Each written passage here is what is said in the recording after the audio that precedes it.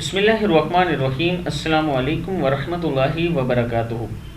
عابد راج channel کی طرف سے آج میں آپ کو ایک ایسی تسبیح بتاؤں گا، قرآن پاک کی ایک ایسی آیت بتاؤں گا جس کے لیے نبی اکرم صلی اللہ علیہ وسلم نے فرمایا کہ میں تمہیں ایک ایسی آیت نہ بتاؤں جو تمہارے لیے کافی ہے۔ مطلب اگر یہ آیت آپ پڑھیں تو یہ آپ کے لیے کافی ہے، دنیا کے کاموں کے لیے بھی اور آخرت کے لیے بھی۔ تو یہ آیت جو ہے یہ سورہ طلاق کی آیت ہے، آیت نمبر 3 ہے۔ اس کو آپ نے پڑھنا ہے اور 7 مرتبہ کوشش کریں کہ ہر نماز کے بعد اس کو پڑھ لیا کریں۔ آیت کیا ہے؟ بسم اللہ الرحمن الرحیم۔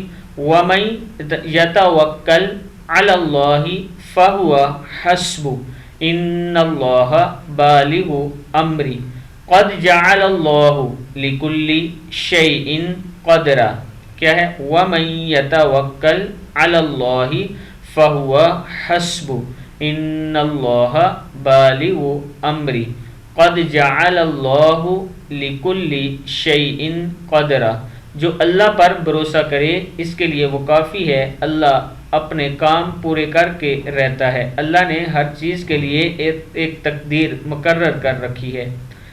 اب آپ نے اس آیت کا ورد کرنا ہے۔ ایک تو آپ کا اللہ پر بھروسہ بڑھتا جائے گا اور دوسرا اللہ تعالیٰ آپ کے تمام کام آسان کرتے جائیں گے۔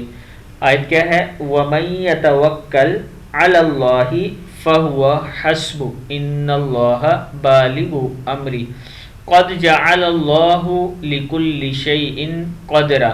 جو اللہ پر بھروسہ کرے گا اس کے لیے وہ کافی ہے، اللہ اپنا کام پورا کر کے رہتا ہے۔ اللہ نے ہر چیز کے لیے ایک تقدیر مقرر کر رکھی ہے۔ صدق اللہ العظیم۔ اس ویڈیو کو آپ نے آگے ضرور شیئر کرنا ہے۔